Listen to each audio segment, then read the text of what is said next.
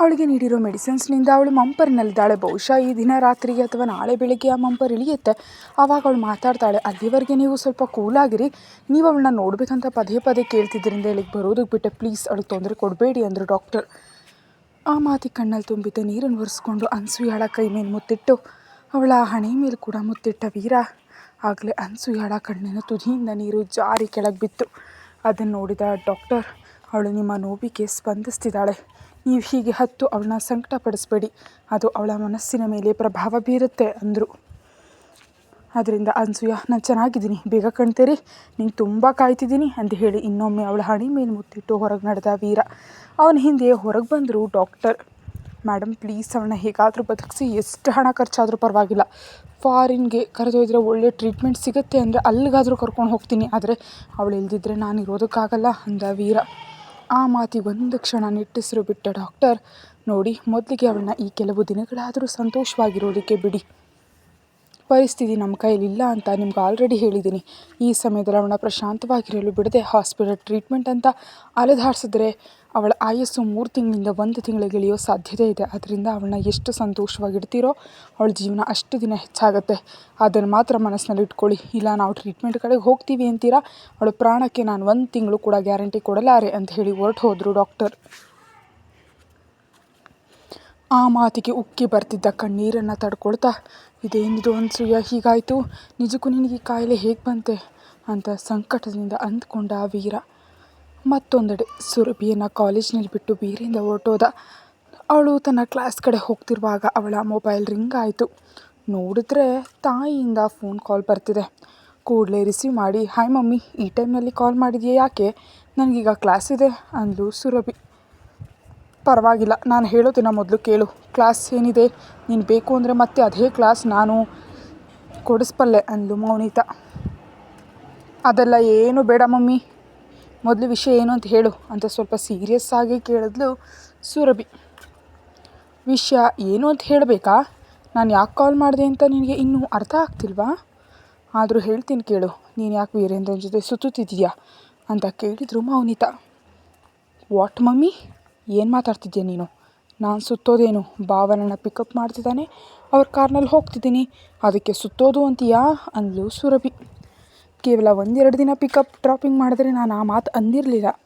ಆದರೆ ಅವನು ಪ್ರತಿದಿನ ನೀನು ಕಾಲೇಜಿನಿಂದ ಹಾಸ್ಟೆಲ್ಗೆ ಕರ್ಕೊಂಡು ಹೋಗೋ ಅವಶ್ಯಕತೆ ಏನಿದೆ? ಸಂಡೇ ನಿನ್ನ ಹೊರಗೆ ಕರೆದೊಯ್ಯೋ ಅವಶ್ಯಕತೆ ಏನಿದೆ? ಇವತ್ತು ಖುದ್ದಾಗಿ ಬಂದು ನಿನ್ನನ್ನು ಪಿಕಪ್ ಮಾಡ್ಕೊಂಡು ಕಾಲೇಜಿನಲ್ಲಿ ಬಿಡೋ ಅವಶ್ಯಕತೆ ಏನಿದೆ ಅಂತ ಕೇಳಿದ್ಲು ಮೌನಿತಾ.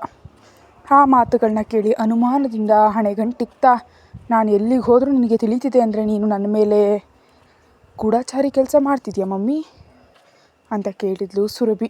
ಹೌದು, ಮಾಡ್ತಿದ್ದೀನಿ. ವಯಸ್ಸಿಗೆ ಬಂದ ಹೆಣ್ಮಗಳ ತಾಯಿ ನಾನು, ಖಂಡಿತವಾಗಿ ನಿಗಾ ಇಟ್ಟೇ ಇಡ್ತೀನಿ. ಮೊದಲು ಅವನಿಗೆ ತನ್ನ ಕೆಲಸಗಳನ್ನೆಲ್ಲ ಬಿಟ್ಟು ನೀನು ಪಿಕಪ್ ಮಾಡ್ಕೊಳ್ಳೋ ಅಗತ್ಯ ಏನಿದೆ ಅದನ್ನು ಹೇಳು ಅಂತ ಕೇಳಿದ್ಲು ಮೌನಿತಾ. ಪ್ರತಿಯೊಂದಕ್ಕೂ ಅಗತ್ಯಗಳಿರಲ್ಲ ಮಮ್ಮಿ, ಅಭಿಮಾನ ಇದ್ದರೆ ಸಾಕು ಅಂದ್ಲು ಸುರಭಿ. ಇಂಥ ಕೆಟ್ಟ ಮಾತುಗಳನ್ನ ಮಾತಾಡಿದ್ರೆ ಸುಮ್ಮನಿರಲ್ಲ ಸುರಭಿ. ನಮಗೂ ವೀರೇಂದ್ರನ ಮನೆಯವ್ರಿಗೂ ಬರಲ್ಲ ಅಂತ ನಿನಗೆ ಗೊತ್ತು. ಅವನು ನಿನ್ನನ್ನು ಟ್ರ್ಯಾಪ್ ಮಾಡ್ತಿದ್ದಾನೆ ಅಂತ ನಿನಗೆ ಅರ್ಥ ಆಗ್ತಿಲ್ವಾ ಅಂತ ಕೇಳಿದ್ಲು ಮೌನಿತಾ. ನಿಜಕ್ಕೂ ಅರ್ಥ ಆಗ್ತಿಲ್ಲ ಮಮ್ಮಿ. ಭಾವ ಯಾವತ್ತೂ ತನ್ನ ಹದ್ದು ಮೀರಿ ನನ್ನ ಜೊತೆ ನಡ್ಕೊಂಡಿಲ್ಲ. ಇವತ್ತಿಗೆ ಅವನು ಬೆಂಗಳೂರಿಗೆ ಬಂದು ಕೂಡ ಸುಮಾರು 20 ದಿನ ಆಗ್ತಾಯಿದೆ. ಇಷ್ಟು ದಿನಗಳಲ್ಲಿ ಯಾವತ್ತೂ ಅವನು ತನ್ನ ಲಿಮಿಟ್ ಕ್ರಾಸ್ ಮಾಡಿಲ್ಲ, ಕನಿಷ್ಠ ನನ್ನ ಮುಟ್ಟಿಲ್ಲ. ಹಾಗಿರುವಾಗ ಅವನು ನನ್ನನ್ನು ಹೇಗೆ ಟ್ರ್ಯಾಪ್ ಮಾಡ್ತಿದ್ದಾನೆ ಅಂತ ಅಂದ್ಕೊಂಡಿದ್ಯಾ ಅಂದ್ಲು ಸುರಭಿ. ಇದೇ ಸುರಭಿ, ಇದನ್ನೇ ಟ್ರ್ಯಾಪ್ ಮಾಡೋದು ಅಂತಾರೆ. ಮೊದಲು ಅವನ ಮೇಲೆ ಒಳ್ಳೆ ಇಂಪ್ರೆಷನ್ ಬರೋ ಹಾಗೆ ಮಾಡ್ತಿದ್ದಾನೆ. ನೋಡು ಸುರಭಿ, ನಾನು ನಿನ್ನ ವಯಸ್ಸಿನಿಂದ ಬಂದವಳೆ, ಯಾರೆಂಥವ್ರು ಅಂತ ನಂಗೆ ಚೆನ್ನಾಗಿ ಗೊತ್ತು. ಒಳ್ಳೆಯದಕ್ಕೆ ಹೇಳ್ತಿದ್ದೀನಿ ಕೇಳು. ನೀನು ವೀರೇಂದ್ರನಿಂದ ದೂರ ಇದ್ದರೆ ನೀನು ಒಳ್ಳೆಯದು, ಇಲ್ದಿದ್ರೆ ತುಂಬ ತೊಂದರೆ ಪಡಬೇಕಾಗತ್ತೆ ಅಂದ್ಲು ಮೌನಿತಾ. ಏನು ತೊಂದರೆ ಪಡಬೇಕಾಗತ್ತೆ ಮಮ್ಮಿ ಅಂತ ಕೇಳಿದ್ಲು ಸುರಭಿ. ಅದು ನಿನಗೆ ಹೇಳಿದ್ರು ಅರ್ಥ ಆಗಲ್ಲ, ಆದರೆ ನೀನು ಇನ್ನು ಮುಂದೆ ಅವನನ್ನು ಭೇಟಿ ಮಾಡೋ ಹಾಗಿಲ್ಲ ಅಂದ್ಲು ಮೌನಿತಾ. ಆ ಮಾತಿಗೆ ತುಂಬ ಕೂಲಾಗಿ, ನೀನು ಇನ್ನು ಮುಂದೆ ಬಾಂಬೆಗೆ ಹೋಗೋ ಆಗಿಲ್ಲ ಅಂತ ನಾನಂದರೆ ನೀನು ಕೇಳ್ತೀಯಾ ಮಮ್ಮಿ ಅಂತ ಕೇಳಿದ್ಲು ಸುರಭಿ. ಆದ್ದರಿಂದ ಮೌನಿತಾಳ ಬಾಯಿಂದ ಮಾತು ಹೊರಡಲಿಲ್ಲ. ಸುರಭಿಗೆ ವೀರೇಂದ್ರನಿಂದ ದೂರ ಇರಲು ಗಟ್ಟಿಯಾಗಿ ಹೇಳ್ತಿದ್ದಾಳೆ ಮೌನಿತಾ.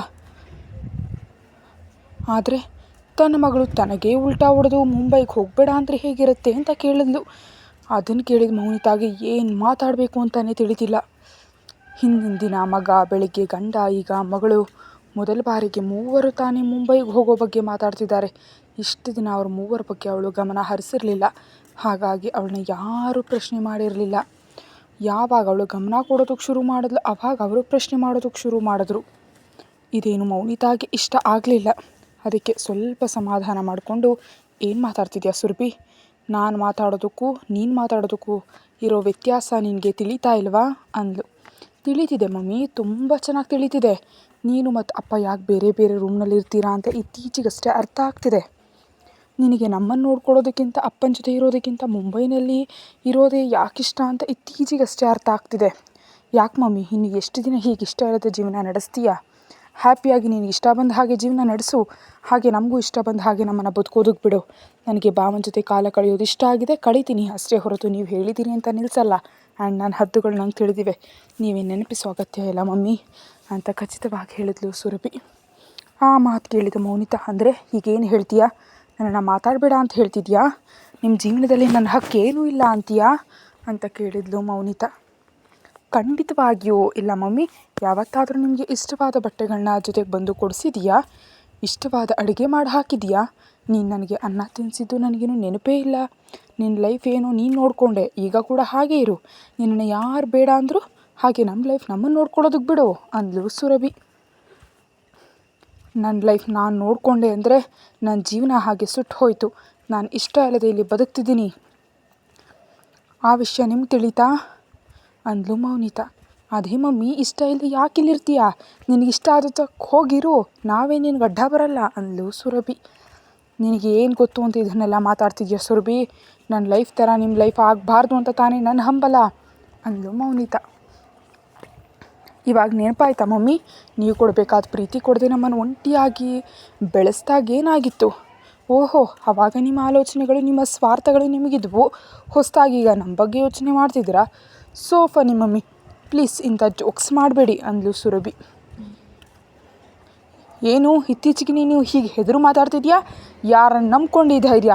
ಆ ವೀರೇಂದ್ರನನ್ನು ಅಂತ ಕೇಳಿದ್ಲು ಮೌನಿತಾ. ಭಾವನನ್ನು ನಂಬ್ಕೊಂಡಂತೂ ಖಂಡಿತ ಅಲ್ಲ. ಇನ್ಫ್ಯಾಕ್ಟ್ ನನಗೆ ಗೊತ್ತು ಭಾವನನ್ನು ಮೆಚ್ಚೋದಕ್ಕೆ ನೋಡ್ತಿದ್ದಾನೆ ಅಂತ. ಭಾವನ ಕಂಪ್ನಿ ನನಗಿಷ್ಟ ಆಗಿದೆ, ಹಾಗಾಗಿ ಅವನನ್ನು ಭೇಟಿ ಆಗ್ತಿದ್ದೀನಿ ಅಷ್ಟೇ ಹೊರತು ನೀನು ಅಂದ್ಕೊಂಡಷ್ಟು ಏನು ನಮ್ಮಿಬ್ಬರ ಮಧ್ಯೆ ಇಲ್ಲ. ನನಗೆ ಆ ಇಂಟ್ರೆಸ್ಟ್ ಕೂಡ ಇಲ್ಲ. ಸೊ ಪ್ಲೀಸ್ ಇನ್ನೊಮ್ಮೆ ಇದ್ರ ಬಗ್ಗೆ ಮಾತಾಡಿ ನನ್ನ ಮುಂದೆ ಕೀಳಾಗಬೇಡ ಮಮ್ಮಿ ಅಂದ್ಲು ಸುರಭಿ. ಇನ್ನೇನು ಕೀಳು, ಈಗಾಗಲೇ ನನ್ನ ಪಾತಾಳಕ್ಕೆ ತುಳಿದಿದೆಯಲ್ಲ, ಈಗೇನಂತೀಯಾ? ನಿನ್ನ ಲೈಫ್ ಬಗ್ಗೆ ನಾನು ತಲೆ ಹಾಕಬಾರ್ದು ಅಂತೀಯಾ ಅಂತ ಕೇಳಿದ್ಲು ಮೌನಿತಾ. ತಲೆ ಹಾಕಬೇಕಾದಾಗ ಹಾಕಲಿಲ್ಲ, ಈಗ ನನ್ನ ಲೈಫ್ನಲ್ಲಿ ನಾನು ಡಿಸಿಷನ್ ತೊಗೊಳ್ಬಲ್ಲೆ, ತಲೆ ಹಾಕೋ ಅಗತ್ಯ ಇಲ್ಲ ಅಂದ್ಲು ಸುರಭಿ. ನಾನು ಮಾತ್ರ ತಲೆ ಹಾಕಬಾರ್ದಾ? ನಿಮ್ಮಪ್ಪ ಕೂಡ ಹಾಕಬಾರ್ದಾ ಅಂದ್ಲು ಮೌನಿತಾ. ನೀವಿಬ್ಬರು ತಲೆ ಹಾಕೋ ಅಗತ್ಯ ಇಲ್ಲ. ನನ್ನ ಬದುಕು ನಾನು ಬದುಕಬಲ್ಲೆ, ನನ್ನ ಲೈಫ್ನಲ್ಲಿ ಇಂಪಾರ್ಟೆಂಟ್ ಡಿಸಿಷನ್ ನಾನು ತಗೊಳ್ಬಲ್ಲೆ ಅಂದ್ಲು ಸುರಭಿ. ಓಹೋ ಓಕೆ, ಹಾಗಿರುವಾಗ ನೀನು ನಮ್ಮ ಹತ್ರ ಹಣ ಕೂಡ ತೊಗೊಳ್ಬಾರ್ದು ಅಂದ್ಲು ಮೌನಿತಾ. ತಗೊಳ್ಳಲ್ಲ, ಬೇಕಾಗೂ ಇಲ್ಲ. ನನ್ನನ್ನು ಹೆತ್ತಿದ್ದಕ್ಕೆ ಇಷ್ಟರವರೆಗೆ ಓದಿಸಿದ್ದೀರಿ, ಅದೇ ದೊಡ್ಡ ವಿಷಯ. ಅದಕ್ಕಿಂತ ಹೆಚ್ಚಾಗಿ ನನಗೇನೂ ಬೇಡ ಅಂದ್ಲು ಸುರಭಿ. ಏನು ಮಾತಾಡ್ತಿದ್ಯಾ ಸುರಭಿ? ನೀನು ಬದುಕ್ತಾ ಇರೋ ಬದುಕೇನು, ನೀನು ಓದ್ತಾ ಇರೋ ಓದೇನು, ಇವೆಲ್ಲದಕ್ಕೂ ತುಂಬ ಖರ್ಚಾಗತ್ತೆ. ಹೇಗೆ ಪೇ ಮಾಡ್ತೀಯಾ? ನಮ್ಮನ್ನು ವಿರೋಧಿಸಿ ನಿಜಕ್ಕೂ ಹೇಗೆ ಬದುಕೋದಕ್ಕೆ ಸಾಧ್ಯ ಅಂತ ಕೇಳಿದ್ಲು ಮೌನಿತಾ. ಹೇಗೋ ಒಂಥರ ಬದುಕ್ತೀನಿ ಮಮ್ಮಿ, ಬಟ್ ನಿಮ್ಮ ಥರ ಮಾತ್ರ ಬದುಕಲ್ಲ. ಆ್ಯಂಡ್ ನಿಮ್ಮ ಹಣದಿಂದ ಕೂಡ ನನಗಿನ್ನು ಬದುಕೋದಕ್ಕೆ ಇಷ್ಟ ಇಲ್ಲ. ಎಷ್ಟೋ ಜನರ ಜೀವನದ ಮೇಲೆ ಹೊಡೆದು ನೀವು ಕಟ್ಟಿಕೊಂಡ ಆ ರಾಜಕೀಯ ಜೀವನ ನನಗೆ ಬೇಡ. ಆ ಹಣ, ಬಿಸ್ನೆಸ್ಗಳು ಯಾವುದೂ ನನಗೆ ಬೇಡ. ಇನ್ಮೇಲೆ ನನಗೆ ಫೋನ್ ಕೂಡ ಮಾಡಬೇಡ ಅನ್ನೋತಾ ಫೋನ್ ಕಟ್ ಮಾಡಿದ್ಲು ಸುರಭಿ. ಮಗಳಿಂದ ಇಂಥ ವಿರೋಧವನ್ನು ನಿರೀಕ್ಷಿಸಿದ ಮೌನಿತಾ ಶಾಕ್ನಲ್ಲಿ ಹಾಗೆ ಕೂತುಬಿಟ್ಲು. ಮತ್ತೊಂದೆಡೆ ರುದ್ರ ಬರುವಷ್ಟರಲ್ಲಿ ನೀಟಾಗಿ ರೆಡಿಯಾಗಿ ಕೂತಿದ್ಲು ರಂಜಿನಿ. ಅವಳನ್ನ ನೋಡಿದ್ಲೇ, ನಾವು ಹೋಗ್ತಾ ಇರೋದು ಒಂದು ಆಫೀಸ್ಗೆ, ಆಫೀಸ್ ವೇರ್ ಹಾಕ್ಕೊಂಡು ಬಾ ಅಂತ ಹೇಳ್ದ ರುದ್ರ. ಆದ್ದರಿಂದ ಒಳಗೆ ಹೋಗಿ ಅವನು ಹೇಳಿದಂತೆ ಬಿಸ್ನೆಸ್ ಸೂಟ್ ಹಾಕ್ಕೊಂಡು ಬಂದಳು ರಂಜಿನಿ. ಅಷ್ಟರಲ್ಲಿ ರುದ್ರ ಕೂಡ ಬ್ಲ್ಯಾಕ್ ಕಲರ್ ಬಿಸ್ನೆಸ್ ಸೂಟ್ಗೆ ಬದಲಾಗಿದ್ದ. ಇಬ್ಬರು ಸೇರಿ ಬುಕ್ ಮಾಡಿದ ಕ್ಯಾಬ್ನಲ್ಲಿ ಹೊರಟರು. ತಾನು ಹೋಗ್ತಾ ಇರೋ ಕೆಲಸ ಸಕ್ಸಸ್ ಆಗಲಿ ಅಂತ ಆಶಿಸ್ತಾ ಲ್ಯಾಪ್ಟಾಪ್ನಲ್ಲಿ ಕೆಲಸ ಮಾಡ್ತಿದ್ದಾನೆ ರುದ್ರ. ಕ್ಯಾಬ್ ಒಂದು ದೊಡ್ಡ ಬಿಲ್ಡಿಂಗ್ ಹತ್ರ ನಿಂತಿತ್ತು. ನಾವು ಇಳಿಬೇಕಾದ ಜಾಗ ಬಂದಿದೆ ರಂಜಿನಿ, ಕಾರಿಳಿ ಅಂದ ರುದ್ರ. ಆದ್ದರಿಂದ ರಂಜಿನಿ ಕಾರ್ ಇಳಿದು ಸುತ್ತಲೂ ನೋಡಿದ್ಲು. ಎತ್ತ ನೋಡಿದ್ರು ಎತ್ತರವಾದ ದೊಡ್ಡ ದೊಡ್ಡ ಬಿಲ್ಡಿಂಗ್ಗಳಿವೆ. ಅವ್ರು ನಿಂತ ಜಾಗದಲ್ಲೂ ದೊಡ್ಡ ಬಿಲ್ಡಿಂಗ್ ಇತ್ತು. ಸೂರ್ಯೋದಯ ಸೂರ್ಯಾಸ್ತಮಯ ಅಸಲು ಈ ಬಿಲ್ಡಿಂಗ್ಗಳ ಮಧ್ಯೆ ಇರೋ ಮನುಷ್ಯರಿಗೆ ತಿಳಿಯೋದೇ ಇಲ್ವೇನೋ ಅನ್ನುವಷ್ಟು ಎತ್ತರವಾಗಿರೋ ಬಿಲ್ಡಿಂಗ್ಗಳನ್ನ ನೋಡ್ತಿದ್ರೆ ಅರ್ಥ ಆಗುತ್ತೆ. ಅವುಗಳ ಕಡೆ ವಿಚಿತ್ರವಾಗಿ ನೋಡ್ತಿದ್ದಾಳೆ ರಂಜಿನಿ. ಏಯ್ ರಂಜಿನಿ, ಬಾಯೊಳಗೆ ನೊಣ ಹೋಗುತ್ತೆ, ಏನದು ನೋಟ? ನಮ್ಮ ಇಂಡಿಯಾದಲ್ಲಿ ಇಂಥ ಬಿಲ್ಡಿಂಗ್ ನೋಡಿಲ್ವ ಏನು ಅಂತ ಕೇಳಿದ ರುದ್ರ. ನೋಡಿದ್ದೀನಿ ಸರ್, ಆದರೆ ಇಷ್ಟು ಹತ್ತಿರವಾಗಿ ನೋಡಿಲ್ಲ. ಚೆನ್ನಾಗಿದೆ ಈ ಏರಿಯಾ ಅಂದ್ಲು ರಂಜಿನಿ. ಇದು ಇಲ್ಲಿಯ ಅಫಿಷಿಯಲ್ ಬಿಸ್ನೆಸ್ ಏರಿಯಾ, ನಡಿ ಒಳಗೋಗೋಣ ಅನ್ನುತ್ತಾ ಒಳಗೆ ನಡೆದ ರುದ್ರ. ಸುತ್ತಲೂ ನೋಡುತ್ತಲೇ ಅವನನ್ನು ಫಾಲೋ ಮಾಡಿದ್ಲು ರಂಜಿನಿ. ಒಳಗೆ ಹೆಜ್ಜೆ ಇಟ್ಟ ಅವನನ್ನು ನೋಡುತ್ತಲೇ ಅಲ್ಲಿರೋ ಸ್ಟಾಫ್ ಎಲ್ಲ ಎದ್ದು ನಿಂತು ವಿಶ್ ಮಾಡ್ತಿದ್ದಾರೆ. ರುದ್ರ ಯಾರ ಜೊತೆಯೂ ಮಾತಾಡದೆ ನೇರವಾಗಿ ಸೈಲೆಂಟಾಗಿ ಮುಂದೆ ಹೋಗ್ತಿದ್ದಾನೆ. ಅವನ ಹಿಂದೆ ಓಡ್ತಿದ್ದಾಳೆ ರಂಜಿನಿ. ಒಬ್ಬ ವ್ಯಕ್ತಿ ಎದುರಿಗೆ ಬಂದು ಹಾಯ್ ಸರ್, ಗುಡ್ ಮಾರ್ನಿಂಗ್ ಅಂದ. ಕಣ್ಣುಗಳನ್ನ ಮಾತ್ರ ಹಲಿಗಾಡಿಸಿದ ರುದ್ರ ಸ್ಪೀಡಾಗಿ ಮುಂದೆ ಹೋದ. ಆ ವ್ಯಕ್ತಿ ರಂಜಿನಿಯನ್ನು ನೋಡಿ hello madam, welcome to our Italy branch ಅಂದ. ಹಲೋ, ಥ್ಯಾಂಕ್ಸ್ ಅಂತ ಸಣ್ಣ ನಗು ಕೊಟ್ಟು ರುದ್ರನ ಹಿಂದೆ ಓಡುವಂಥ ನಡಿಗೆಯಲ್ಲಿ ಓಡ್ತಿದ್ದಾಳೆ ರಂಜಿನಿ. ರುದ್ರ ನೇರವಾಗಿ CEO ಕ್ಯಾಬಿನ್ಗೆ ಹೋಗಿ ಅಲ್ಲಿರೋ ಮೇನ್ ಸೀಟ್ನಲ್ಲಿ ಕೂತು ಎದುರಿಗಿರೋ ಸೀಟನ್ನು ರಂಜಿನಿಗೆ ತೋರಿಸ್ದ. ಆ ಸೀಟ್ನಲ್ಲಿ ಕೂತ ರಂಜಿನಿ ಸುಸ್ತಾಗ್ತಿದ್ರೆ ತನ್ನ ಮುಂದಿರೋ ವಾಟರ್ ಗ್ಲಾಸ್ ತಳಿದ ರುದ್ರ, ನೀನು ವರ್ಕೌಟ್ ಮಾಡಲ್ವಾ ಅಂತ ಕೇಳ್ದ. ಅದರಿಂದ ಏನು ಹೇಳಬೇಕು ತಿಳಿಯದೆ ತಲೆಯನ್ನು ಅತ್ತ ಇತ್ತ ಅನ್ನೋದೇ ಮೇಲಕ್ಕೆ ಅಡ್ಡವಾಗಿ ಅಲುಗಾಡಿಸಿದ್ಲು ರಂಜಿನಿ. ಅಷ್ಟರ ಅಲ್ಲಿಗೆ ಬಂದ ಒಬ್ಬ ವ್ಯಕ್ತಿ ರುದ್ರನ ಹಿಂದೆ ಕೈ ಕಟ್ಟಿ ಅವನ ಆರ್ಡ್ರಿಗೆ ಕಾಯ್ತಿರಲು, ಜಾನ್, ನಾನು ಹೇಳಿದ ಕೆಲಸ ಕಂಪ್ಲೀಟ್ ಆಯಿತಾ ಅಂತ ಕೇಳಿದ ರುದ್ರ. Yes sir, completed. ಅವುಗಳನ್ನ ನೋಡಿ ನೀವು ಮತ್ತು ಮೇಡಮ್ ಒಂದು ಸಲ ಸಿಗ್ನೇಚರ್ ಮಾಡಿದ್ರೆ ಸಾಕು ಅಂತ ಹೇಳ್ದ ಜಾನ್. ವಾಟ್, ನಾನು ಸಿಗ್ನೇಚರ್ ಮಾಡಬೇಕಾ? ನಾನು ಸಿಗ್ನೇಚರ್ ಯಾಕೆ ಅಂತ ಅನುಮಾನದಿಂದ ಅಂದ್ಕೊಂಡ್ಳು ರಂಜಿನಿ. ಓಕೆ, ಆ ಫೈಲ್ ಎಲ್ಲಿದೆ ಅಂತ ಕೇಳಿದ ರುದ್ರನ ಮುಂದೆ ಒಂದು ಫೈಲ್ ಇಟ್ಟ ಜಾನ್. ರುದ್ರ ಆ ಫೈಲನ್ನು ಒಂದು ಸಲ ಚೆಕ್ ಮಾಡಿ ವೆರಿ ಗುಡ್ ಜಾನ್ ಅಂತ ಅದರಲ್ಲಿ ತಾನು ಸಹಿ ಮಾಡಬೇಕಾದ ಕಡೆಗಳೆಲ್ಲ ಸಹಿ ಮಾಡಿ ಕ್ಯಾಬಿನ್ ಪೂರ್ತಿ ಗಮನಿಸ್ತಾ ದಿಕ್ಕುಗಳನ್ನ ನೋಡ್ತಿದ್ದ ರಂಜಿನಿ ಮುಂದೆ ಆ ಫೈಲನ್ನು ನೋಡ್ತಾ. ಆದ್ದರಿಂದ ಆ ಫೈಲ್ ಏನು ಅಂತ ನೋಡೋದಕ್ಕೆ ಹೋದ್ಲು ರಂಜಿನಿ. ನೀನೇನು ನೋಡೋ ಅಗತ್ಯ ಇಲ್ಲ, ಕೆಳಗೆ ರೈಟ್ ಸೈಡ್ ಸಿಗ್ನೇಚರ್ ಮಾಡು ಸಾಕು ಅಂತ ಹೇಳ್ದ ರುದ್ರ. ಸರ್, ಈ ಫೈಲೇನು, ಯಾವುದಕ್ಕೆ ಸಂಬಂಧಿಸಿರು ಅಂತ ತಿಳಿದೆ, ಸಿಗ್ನೇಚರ್ ಹೇಗೆ ಅಂತ ಇನ್ನೂ ಏನೋ ಹೇಳ್ತಿದ್ದ ರುದ್ರನ ಕಡೆ ನೋಡಿದ ರಂಜಿನಿ ಶಾಕ್ ಆದ್ಲು. ಕಣ್ಣು ಪೂರ್ತಿ ಕೆಂಡದಂತೆ ಕೋಪದಿಂದ ಅವಳನ್ನೇ ನೋಡ್ತಿದ್ದಾನೆ ರುದ್ರ. ಆ ನೋಟಕ್ಕೆ ಏನಾದರೂ ಶಕ್ತಿ ಇದ್ದಿದ್ದರೆ ರಂಜಿನಿ ಸುಟ್ಟು ಬೂದಿಯಾಗಿ ಹೋಗ್ತಿದ್ಲು. ಆದ್ದರಿಂದ ಇನ್ನೊಂದು ಮಾತು ಮಾತಾಡದೆ ಕೂಡಲೇ ಪೆನ್ ತೆಗೆದು ರುದ್ರ ಹೇಳಿದ ಕಡೆಗಳೆಲ್ಲ ಸಹಿ ಮಾಡೋದಕ್ಕೆ ಶುರು ಮಾಡಿದ್ಲು ರಂಜಿನಿ. ಅವರಿಬ್ಬರನ್ನ ತಿರುಗಿ ತಿರುಗಿ ನೋಡ್ತಿದ್ದ ಜಾನ್ ತನಗೇನು ಸಂಬಂಧ ಇಲ್ಲದಂತೆ ಸೈಲೆಂಟಾಗಿದ್ದ. ಸಹಿಗಳೆಲ್ಲ ಆದಮೇಲೆ ಫೈಲ್ ರುದ್ರನ ಮುಂದೆ ತಳ್ಳಿ ಕಂಪ್ಲೀಟ್ ಆಯಿತು ಸರ್ ಅಂದ್ಲು ರಂಜಿನಿ. ಓಕೆ ಗುಡ್ ಅನ್ನುತ್ತಾ ಫೈಲ್ ಇನ್ನೊಮ್ಮೆ ಚೆಕ್ ಮಾಡಿ ಜಾನ್ಗೆ ಕೊಡುತ್ತಾ, ಮಿಸ್ಟರ್ ಜಾನ್, ಎಕ್ಸಾಕ್ಟ್ಲಿ 2 ದಿನಗಳಲ್ಲಿ ಪೂರ್ತಿ ಕೆಲಸ ಮುಗಿಬೇಕು, ಲೀಗಲ್ ಪೇಪರ್ಸ್ ನನ್ನ ಕೈಗೆ ಬರಬೇಕು ಅಂತ ಹೇಳಿದ ರುದ್ರ. ಶೂ ಸರ್, ನೀವು ಹೇಳಿದ ಹಾಗೆ ಮಾಡ್ತೀನಿ ಅಂತ ಅವನ ಫೈಲ್ ತೊಗೊಂಡು ಅಲ್ಲಿಂದ ಹೊರಟೋದ. ಆಮೇಲೆ ಸರ್, ಅವನ ಮುಂದೆ ಯಾಕೆ ಮಾತಾಡಬೇಕು ಅಂತ ಮಾತಾಡಲಿಲ್ಲ, ನೀವು ಯಾಕೆ ಹೀಗೆ ನನ್ನ ನೋಟದಿಂದಲೇ ಕೊಳ್ತಿದ್ದೀರಿ, ಇದು ನಿಮ್ಗೆ ಸರಿಯಲ್ಲ ಅಂತ ಹೇಳಿದ್ಲು ರಂಜಿನಿ. ಯಾವ್ದು ಸರಿ ಯಾವ್ದು ತಪ್ಪು ನನಗೆ ಗೊತ್ತು. ಆ್ಯಂಡ್ ನಿನಗೆ ಒಂದು ಸಲ ಹೇಳಿದ್ರೆ ಯಾವುದು ತಲೆಗೆ ಹೋಗಲ್ಲ ಅಲ್ವಾ? ಏನೇ ಇರಲಿ, ನಾನು ಹೇಳಿದಾಗೆ ಅದ್ರ ಪ್ರಶ್ನೆ ಮಾಡದೇ ಇದ್ದರೆ ಇಂತಹವುಗಳು ನಡೆಯಲ್ಲ. ನಾನು ಹೇಳಿದರೂ ಅದನ್ನು ಬ್ಲೈಂಡಾಗಿ ಮಾಡ್ಕೊಂಡು ಹೋಗು ಅಂದ ರುದ್ರ. ನೀವು ಹೇಳಿದ್ದನ್ನು ಮಾಡ್ಕೊಂಡು ಹೋಗೋದಕ್ಕೆ ನನಗೇನು ಪ್ರಾಬ್ಲಮ್ ಇಲ್ಲ ಸರ್, ಆದರೆ ನೀವು ನನ್ನನ್ನು ಮುಳುಗಿಸಿದ್ರೆ ನನ್ನ ಪರಿಸ್ಥಿತಿ ಏನು ಅಂತ ಗುಳಗದ್ಲು ರಂಜಿನಿ. ಮುಳುಗಿಸೋದಾ ಅಂದರೆ ಏನು ಅಂತ ಹಣೆಗಂಟಿಕ್ಕಿ ಕೇಳಿದ ರುದ್ರ. ಓ, ಈತನೇ ಕೇಳಿಸ್ತಾ ಅಂತ ತಳಬಡಾಯಿಸಿದ ರಂಜಿನಿ. ಕೇಳಿಸಿದ್ರೇನಾಯಿತು, ನಾನು ನಿಜಾನೇ ಅಂದೆ ಅಂತ ಮನಸ್ತಾನೆ ಅಂದ್ಕೊಂಡು, ಮುಳುಗಿಸೋದು ಅಂದರೆ ಹೇಗೆ ಹೇಳಬೇಕು ನಿಮಗೆ, ನನಗೆ ಬೇರೆ ದಾರಿ ಇಲ್ಲದಂತೆ ಪೂರ್ತಿ ನೀವು ಹೇಳಿದ ಹಾಗೆ ಕೇಳೋ ಹಾಗೆ ಆ ಪೇಪರ್ನಲ್ಲಿ ಏನಾದರೂ ಬರೆಸ್ಕೊಂಡಿದ್ರೆ ಅಂತ ಕೇಳಿದ್ಲು ರಂಜಿನಿ. ಇದರಲ್ಲಿ ಹೊಸದೇನಿದೆ, ಈಗಲೂ ನಾನು ಹೇಳಿದ ಹಾಗೆ ಕೇಳ್ತಿದೆಯಲ್ಲ, ಮತ್ತು ಅದಕ್ಕಾಗಿ ಅಗ್ರಿಮೆಂಟ್ಸ್ ತರಹ ಅಗತ್ಯವಾ? ಅನಾವಶ್ಯಕವಾಗಿ ಪೇಪರ್ ವೇಸ್ಟ್ ಅನ್ನುತ್ತಾ ಅಲ್ಲಿದ್ದ ಫೈಲ್ಸ್ಗಳನ್ನೆಲ್ಲ ಚೆಕ್ ಮಾಡೋದಕ್ಕೆ ಶುರು ಮಾಡ್ದ ರುದ್ರ. ಅವನೇನು ಹೇಳಿದ ಅಂತ ಅರ್ಥ ಆಗೋದಕ್ಕೆ ರಂಜಿನಿ 2 ನಿಮಿಷ ಬೇಕಾಯಿತು. ಅರ್ಥ ಆದಮೇಲೆ, ಹೌದು ನಿಜ, ಇಷ್ಟರವರೆಗೆ ಅವನು ಹೇಳಿದ ಪ್ರತಿ ಕೆಲಸ ಸೈಲೆಂಟಾಗಿ ಮಾಡ್ಕೊಂಡು ಹೋಗ್ತಿದ್ದೀನಲ್ವಾ, ಇದನ್ನು ಅಸಲು ನಾನು ಗಮನಿಸಲೇ ಇಲ್ಲ. ಆದರೂ ನಾನು ಯಾಕೆ ಹೀಗೆ ಮಾಡ್ತಿದ್ದೀನಿ, ನಿಜಕ್ಕೂ ಇವನನ್ನು ಯಾಕೆ ಎದುರಿಸೋದಕ್ಕೆ ಸಾಧ್ಯ ಆಗ್ತಿಲ್ಲ ಅಂತ ಯೋಚಿಸ್ತಿದ್ದ ರಂಜಿನಿ ಆಲೋಚನೆಗಳು ಸಡನ್ನಾಗಿ ವಿಶ್ವನ ಮೇಲೆ ಹೋದವು. ಅದರಿಂದ ಅವಳು ಹಲ್ಲು ಕಡಿತಾ, ಅವನು ಸತ್ತೋಗ ಇವೆಲ್ಲ ವಿಶ್ವನಿಂದಲೇ, ಅವನೇ ನನ್ನ ಹುಲಿಯಿಂದ ಬೆಕ್ಕಿನಂತೆ ಬದಲಿಸ್ಬಿಟ್ಟ. ಈ ರುದ್ರ ಅವರ ಆ ಬೆಕ್ಕನ್ನು ಸ್ವಲ್ಪ ಬೆಕ್ಕಿನ ಮರಿಯನಾಗಿ ಮಾಡಿದ್ರು. ಇತ್ತೀಚೆಗೆ ನನಗೆ ಪೂರ್ತಿ ಧೈರ್ಯವೇ ಇಲ್ಲದಂತಾಗಿದೆ ಅಂತ ತನ್ನನ್ನು ತಾನೇ ಬೈದ್ಕೊಂಡ್ಳು ರಂಜಿನಿ. ಮಾಡ್ಕೊಂಡಂಥ ಮೈಂಡ್ ವಾಯ್ಸ್ ಸಾಕು, ಹೋಗಿ ಆಫೀಸೆಲ್ಲ ನೋಡ್ಬಾ ಹೋಗು, ಲ್ಯಾಪ್ಟಾಪ್ನಲ್ಲಿ ಏನೋ ಒತ್ತುತ್ತಲೇ ಅಂದ ರುದ್ರ. ಆ ಮಾತಿಗೆ ಅಷ್ಟರವರೆಗೆ ಇದ್ದ ಆಲೋಚನೆ ಬಿಟ್ಟು ಓಕೆ ಸರ್ ಅಂತ ಉತ್ಸಾಹದಿಂದ ಎದ್ದು ಆಫೀಸ್ನಲ್ಲಿ ಸುತ್ತಾಡೋದಕ್ಕೆ ಹೋದ್ಲು ರಂಜಿನಿ. ಅವಳನ್ನ ನೋಡಿದ್ಲೇ ಎಲ್ಲರೂ ಬಹಳ ಗೌರವದಿಂದ ವಿಶ್ ಮಾಡ್ತಿದ್ದಾರೆ. ಅದನ್ನು ನೋಡಿ ಅವಳು ಸಂತೋಷ ಪಡ್ತಾ, ವಾವ್ ಸೋ ನೈಸ್, ಇಲ್ಲೇನಿದು ಸಿ ಇ ಒಗೆ ಮಾತ್ರ ಅಲ್ಲದೆ ಒಂದು ಪಿ ಎಗೂ ಕೂಡ ಇಷ್ಟೊಂದು ಗೌರವ ಇದೆಯಲ್ಲ ಅಂತ ಅಂದ್ಕೊಂಡ್ಲು ರಂಜಿನಿ. ಸ್ವಲ್ಪ ಹೊತ್ತು ಆ ಗೌರವ ಅವಳಿಗೆ ಖುಷಿ ಕೊಡ್ತು. ಆದರೆ ಅವಳು ಯಾವ ಡಿಪಾರ್ಟ್ಮೆಂಟ್ಗೆ ಹೋದರೂ ಎಲ್ಲರೂ ಎದ್ದು ನಿಂತು ವಿಶ್ ಮಾಡ್ತಿರೋದನ್ನು ತಡ್ಕೊಳ್ಳಲು ಸಾಧ್ಯವಾಗದ ರಂಜಿನಿ ಕೂಡಲೇ ತಿರುಗಿ ರುದ್ರ ಕ್ಯಾಬಿನ್ಗೆ ಹೋಗಿ, ಸರ್ ಇವರೇನಿದು ಹೀಗಿದ್ದಾರೆ, ನಾನು ಆಗಲೇ ನಿಮ್ಮ ಜೊತೆ ಬರುವಾಗ ವಿಶ್ ಮಾಡಿದ್ರು, ಈಗ ಹೊರಗೆ ಹೋಗ್ತಿದ್ದಾಗ ವಿಶ್ ಮಾಡಿದ್ರು, ಮತ್ತು ನಾನು ಒಳಗೆ ಬರುವಾಗ ವಿಶ್ ಮಾಡ್ತಿದ್ದಾರೆ, ಇಷ್ಟೊಂದು ಸಲ ವಿಶ್ ಮಾಡೋದು ಚೆನ್ನಾಗಿಲ್ಲ ಅಂದ್ಲು ರಂಜಿನಿ. ಇಟಲಿ ಜನರಿಗೆ ಸ್ವಲ್ಪ ಮೆಂಟಲ್ ಬಿಡು, ಅದನ್ನು ಬಿಟ್ಬಿಡು, ಅಷ್ಟಕ್ಕೂ ಆಫೀಸ್ ಹೇಗಿದೆ ಅಂತ ಕೇಳಿದ ರುದ್ರ. ಚೆನ್ನಾಗಿದೆ ಸರ್, ಇಂಡಿಯಾದಲ್ಲಿ ನಮ್ಮ ಆಫೀಸ್ ಥರವೇ ಇದೆ, ಆದರೆ ಇಲ್ಲಿ ಇನ್ನೂ ಸ್ವಲ್ಪ ಜಾಸ್ತಿ ಪೂಜಾಗ ಅನ್ನಿಸ್ತಿದೆ ಅಂತ ಹೇಳಿದ್ಲು ರಂಜಿನಿ. ಓಕೆ, ಇವತ್ತು ಸಂಜೆವರೆಗೆ ಆಫೀಸ್ನಲ್ಲಿ ಇರಬೇಕು, ನಾನು ಆಲ್ರೆಡಿ ಚೆಕ್ ಮಾಡಿದ ಫೈಲ್ಸ್ ಇವೆ, ಅವನ್ನೆಲ್ಲ ನೀನು ಒಂದು ಸಲ ಚೆಕ್ ಮಾಡು ಅಂತ ಹೇಳಿ ಕೆಲಸದಲ್ಲಿ ಮುಳುಗಿ ಹೋದ ರುದ್ರ. ಆ ಮಾತಿಗೆ ಅಮ್ಮಯ್ಯ, ಕೆಲಸದ ಬಗ್ಗೆ ಕೇಳ್ತಿದ್ರೆ ಎಷ್ಟು ಹಾಯಾಗಿದೆಯೋ, ಇವತ್ತು ಆಫೀಸಿಗೆ ಬಂದ ಹಾಗೆ ಫೀಲಿಂಗ್ ಆಗ್ತಿದೆ ಅನ್ನುತ್ತಾ ಅವನು ಕೊಟ್ಟು ಫೈಲ್ಗಳನ್ನೆಲ್ಲ ಚೆಕ್ ಮಾಡೋದಕ್ಕೆ ಶುರು ಮಾಡಿದ್ಲು ರಂಜಿನಿ. ಆಮೇಲೆ ಇಬ್ಬರಿಗೂ ಆ ದಿನ ಸಂಜೆವರೆಗೆ ಆಫೀಸ್ನಲ್ಲೇ ಸಮಯ ಕಳೀತು. ಸಂಜೆ ಆಫೀಸ್ ಅವರ್ಸ್ ಮುಗಿದು ಹೊರಗೆ ಹೋಗ್ತಿರುವಾಗ ಇನ್ನೊಮ್ಮೆ ಎಲ್ಲರೂ ರಂಜಿನಿಯನ್ನು ನೋಡಿ ವಿಶ್ ಮಾಡ್ತಿದ್ರೆ ತಲೆ ಚಚ್ಕೊಂಡ ರಂಜಿನಿ ಅವಳನ್ನ ನೋಡಿ ನಗ್ತಾ ಇದ್ದಾನೆ ರುದ್ರ. ಇಬ್ಬರು ಆಫೀಸ್ ಕಾರ್ನಲ್ಲೇ ಹೊರಟರು. ರಂಜಿನಿ ಹೋಟೆಲ್ ರೂಮ್ಗೆ ಹೋಗೋಣವಾ ಅಥವಾ ಹೊರಗೆಲ್ಲಾದರೂ ಹೋಗೋಣವಾ ಅಂತ ಕೇಳಿದ ರುದ್ರ. ಆ ಮಾತಿಗೆ ಹೇಗೂ ತಾನು ಹೇಳಿದ್ದೀನಿ ಮಾಡಲ್ಲ ಅಂತ ಫಿಕ್ಸ್ ಆದ ರಂಜಿನಿ, ನನಗೇನು ಗೊತ್ತು ಸರ್, ನೀವು ಎಲ್ಲಿಗಂದ್ರೆ ಅಲ್ಲಿಗೆ ಹೋಗೋಣ, ಬ್ಲೈಂಡಾಗಿ ನಿಮ್ಮನ್ನು ಫಾಲೋ ಮಾಡೋದೇ ನನ್ನ ಡ್ಯೂಟಿ ಅಂತ ಸ್ವಲ್ಪ ವ್ಯಂಗ್ಯ ಸೇರಿಸಂದ್ಲು.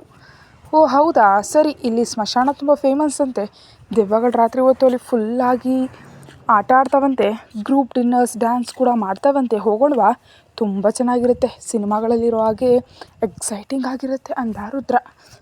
ಆ ಮಾತಿಗೆ ರಂಜಿನಿ ಹೆದರ್ತಾಳೆ ಅಂದ್ಕೊಂಡ, ಆದರೆ ಕೂಡಲೇ ರಂಜಿನಿ, ಹೌದಾ ಸರ್, ನಿಜವಾಗಿಯೂ ಇಲ್ಲಿ ದೆವ್ವಗಳಿರ್ತಾವ, ನಂಗೆ ಚಿಕ್ಕಂದಿನಿಂದ ದೆವ್ವಗಳನ್ನ ನೋಡಬೇಕಂತ ತುಂಬ ಆಸೆ, ಪ್ಲೀಸ್ ಸರ್ ನಾವು ಅಲ್ಲಿಗೆ ಹೋಗೋಣವಾ ಅಂತ ಉತ್ಸಾಹದಿಂದ ಕೇಳಿದ್ಲು ರಂಜಿನಿ. ಆ ಮಾತಿಗೆ ಅವಳನ್ನ ವಿಚಿತ್ರವಾಗಿ ನೋಡಿ, ನೀನು ದೆವ್ವನ ನೋಡಬೇಕಂದ್ರೆ ಅಷ್ಟು ದೂರ ಹೋಗೋ ಅಗತ್ಯ ಏನಿದೆ, ನಿಮ್ಮ ಮನೇಲಿ ಕನ್ನಡಿ ಇಲ್ವಾ, ಪ್ರತಿದಿನ ನೀನು ಕನ್ನಡಿ ನೋಡ್ತಿಲ್ವಾ ಅಂತ ಕೇಳಿದ ರುದ್ರ. ಆ ಮಾತು ಕೇಳಿದ ರಂಜಿನಿ ಅರ್ಥವಾಗದಾಗ ನೋಡಿದ್ಲು, ಆದರೆ 2 ಸೆಕೆಂಡ್ಗೆ ತಲೆಯಲ್ಲಿ ಲೈಟ್ ಹತ್ತಿದ್ರಿಂದ ರಂಜಿನಿ ಸಿಟ್ಟಿನಿಂದ ಅವನನ್ನೇ ನೋಡಿದ್ಲು. ಆದರೂ ಒಂದು ದೆವ್ವಕ್ಕೆ ಇನ್ನೊಂದು ದೆವ್ವನ್ನ ಭೇಟಿ ಮಾಡಬೇಕು ಅನ್ನೋ ಆಸೆ ಇರುತ್ತೆ, ಲೆಟ್ಸ್ ಡೂ ಇಟ್, ನಿನಗಾಗಿ ಹೋಗೋಣ ಅಂದರೆ ಸ್ಮಶಾನಕ್ಕೆ ಹೋಗೋಣ ಅಂದ ರುದ್ರ. ಆ ಮಾತಿಗೆ ಮೂತಿಯನ್ನು ವಕ್ರ ಮಾಡಿ, ಬೇಡ ಬಿಡಿ ಹೋಟೆಲ್ ರೂಮ್ಗೆ ಹೋಗೋಣ ಅಂದ್ಲು ರಂಜಿನಿ. ಆದ್ದರಿಂದ ಮೆಲ್ಲಗೆ ನಗ್ತಾ ರುದ್ರ. ಅಬ್ಬಬ್ಬ, ಏನಾ ಸ್ಮೈಲ್ ಕೊಟ್ಟಿದ್ದಾನ, ನಿಜವಾಗಿಯೂ ಮುಂಚಿನ ರಂಜಿನಿ ಆಗಿದ್ದರೆ ಈ ಸ್ಮೈಲಿಗೆ ಬಿದ್ದು ಹೋಗಿ ಸದಾ ನಿಮ್ಮ ಸೇವೆಯಲ್ಲಿ ಅಂತಿದ್ಲು. ಈಗ ಈತ ಸಿಂಗಲ್ ಆಗಿಲ್ಲ, ನನಗೆ ಮಿಂಗಲ್ ಆಗೋ ಸೀನ್ ಇಲ್ಲ ಅಂತ ಗುಣಗದ್ಲು ರಂಜಿನಿ. ಅವಳ ಪ್ರತಿ ಮೂಮೆಂಟ್ ಗಮನಿಸ್ತಿದ್ದ ರುದ್ರ ಅವಳಂದು ಮಾತುಗಳನ್ನ ಕೂಡ ಕೇಳಿಸ್ಕೊಂಡು ರಂಜಿನಿ ಕಡೆ ನೋಡ್ದ. ಅದರಿಂದ ಸ್ವಲ್ಪ ತಡಬಡಾಯಿಸಿದ ರಂಜಿನಿ ಕಿಟಕಿಯಿಂದ ಹೊರಗೆ ನೋಡೋದಕ್ಕೆ ಶುರು ಮಾಡಿದ್ಲು. ಮತ್ತೊಂದೆಡೆ ಮಗಳು ಅಂದ ಒಂದೊಂದು ಮಾತು ತನ್ನನ್ನು ಉಸಿರುಗಟ್ಟಿಸ್ತಿದ್ರೆ ಕಳೆದ ಕಾಲವನ್ನೆಲ್ಲ ಕಣ್ಣು ಮುಂದೆ ಬರ್ತಿರಲು ನಿಜವಾಗಿಯೂ ನಾನು ಯಾಕಿಷ್ಟು ಸ್ವಾರ್ಥವಾಗಿ ನಡ್ಕೊಂಡೆ, ಎಷ್ಟು ದಿನ ನನ್ನ ಇಷ್ಟದಂತೆ ಬದುಕ್ತೆ, ಆದರೆ ಈ ವಿಷಯ ಹೊರಗೆ ಬಂದರೆ ನನ್ನ ಕುಟುಂಬದ ಗೌರವ ಏನು, ನನ್ನ ಮಕ್ಕಳ ಜೀವನ ಏನು, ಯಾಕೆ ನಾನು ಅರ್ಧಂಬರ್ಧ ಬದುಕ್ತೆ, ಓ ಗಾಡ್, ಇವತ್ತು ಮಕ್ಕಳಿಂದ ಪ್ರಶ್ನಿಸ್ಕೊಳ್ಳೋ ಪೊಸಿಷನ್ಗೆ ಬಂದೆ, ಇದೆಲ್ಲ ತಂದೆಯಿಂದ, ಅಣ್ಣನಿಂದ, ಈ ಚಂದ್ರನಿಂದಲೇ, ಇವರು ಮೂವರು ನನ್ನ ಜೀವನ ಜೊತೆ ಆಟ ಆಡಿದ್ರು, ಇವತ್ತು ನನ್ನ ಒಂದು ಕ್ವಶ್ಚನ್ ಮಾರ್ಕ್ ಆಗಿ ಮಾಡಿದ್ರು ಅಂತ ಕೋಪದಿಂದ ಉರಿದು ಹೋಗ್ತಿದ್ದಾಳೆ ಮೌನಿತಾ. ಅಷ್ಟರಲ್ಲಿ ಅವಳ ಮೊಬೈಲ್ ಇನ್ನೊಮ್ಮೆ ರಿಂಗ್ ಆಯಿತು. ಆ ಕಾಲ್ ಮುಂಬೈನಿಂದ ಬರ್ತಿದೆ. ಆಗಲೂ ಅವಳಿಗೆ ಆ ಫೋನ್ ರಿಸೀವ್ ಮಾಡಬೇಕಂತ ಅನ್ನಿಸ್ಲಿಲ್ಲ, ಆದರೆ ತನ್ನ ಕೋಪವನ್ನು ಯಾರೋ ಒಬ್ಬರ ಮೇಲೆ ತೋರಿಸ್ಬೇಕು ಅಂತ ಫಿಕ್ಸ್ ಆದ ಅವಳು ಆ ಕಾಲ್ ಕಟ್ ಮಾಡಿ ಕೂಡಲೇ ಚಂದ್ರನಿಗೆ ಕಾಲ್ ಮಾಡಿದ್ಲು. ಅತ್ತ ಮೀಟಿಂಗ್ನಲ್ಲಿದ್ದ ಚಂದ್ರ ಫೋನ್ ರಿಸೀವ್ ಮಾಡಲಿಲ್ಲ. 2-3 ಸಲ ಮಾಡಿದ್ಲು, ಆದರೂ ಅವನು ಫೋನ್ ರಿಸೀವ್ ಮಾಡಲಿಲ್ಲ. ಕೂಡಲೇ ಚಂದ್ರನ ಪಿಎಗೆ ಫೋನ್ ಮಾಡಿದ್ಲು ಮೌನಿತಾ. ಅವನು ಕೂಡಲೇ ಫೋನ್ ರಿಸೀವ್ ಮಾಡಿ, ಹೇಳಿ ಮೇಡಮ್, ಸರ್ ಮೀಟಿಂಗ್ನಲ್ಲಿದ್ದಾರೆ, ಏನಾದರೂ ಹೇಳಬೇಕಾ ಅಂತ ಕೇಳ್ದ. ನೀನೇನು ಹೇಳೋ ಕೆಲಸ ಇಲ್ಲ, ಮೊದಲು ನಿಮ್ಮ ಸರ್ಗೆ ಫೋನ್ ಕೊಡು ಅಂದ್ಲು ಮೌನಿತಾ. ಅಯ್ಯೋ ಮೇಡಮ್, ಇದು ಇಂಪಾರ್ಟೆಂಟ್ ಮೀಟಿಂಗ್ನಲ್ಲಿ CM ಅವರು ಕೂಡ ಇದ್ದಾರೆ. ಈ ಟೈಮ್ನಲ್ಲಿ ಅವರಿಗೆ ಫೋನ್ ಕೊಡೋದು ಸಾಧ್ಯ ಇಲ್ಲ ಅಂದ PA. ಫೋನ್ ಕೊಡ್ತೀಯಾ ಅಥವಾ ನಿನ್ನ ಕೆಲಸ ಕಳ್ಕೊತೀಯಾ ಅಂತ ಕೇಳಿದ್ಲು ಮೌನಿತಾ. ಅಯ್ಯೋ ಮೇಡಮ್, ಅಂಥ ಮಾತು ಯಾಕೆ, ನಿಮ್ಮನ್ನು ನಂಬ್ಕೊಂಡು ಬದುಕ್ತಿದ್ದೀವಿ, ನಮ್ಮನ್ನು ಕ್ಷಮಿಸಿ, ಇವಾಗಲೇ ಸರ್ ಫೋನ್ ಕೊಡ್ತೀನಿ ಅಂತ ತಡಬಡಿಕೆಯಲ್ಲಿ ಚಂದ್ರನ ಹತ್ರ ಹೋಗಿ ಫೋನ್ ಕೊಟ್ಟ PA. ಚಂದ್ರ ಕೋಪದಿಂದ PAನ ನೋಡಿ ಆ ಫೋನ್ ತಗೊಂಡು ಹಲೋ ಅಂದ. ಹಲೋ ಚಂದ್ರ, ನನಗೆ ಡಿವೋರ್ಸ್ ಬೇಕು ಅಂದಳು ಮೌನಿತಾ. ಆ ಮಾತಿಗೆ ಶಾಕ್ ಆದ ಚಂದ್ರ ಅಷ್ಟು ಜನರ ಮಧ್ಯೆ ಕೂಡ ಎದ್ದು ನಿಂತ್ಕೊಂಡ. ಕತೆ ಮುಂದುವರಿಯುತ್ತೆ. ಹೆಚ್ಚಿನ ವೀಡಿಯೋಗಾಗಿ ಚಾನಲ್ಗೆ ಮೆಂಬರ್ಶಿಪ್ ತಗೊಂಡು ವೀಡಿಯೋ ಮೊದಲೇ ನೋಡಿ. Thank you.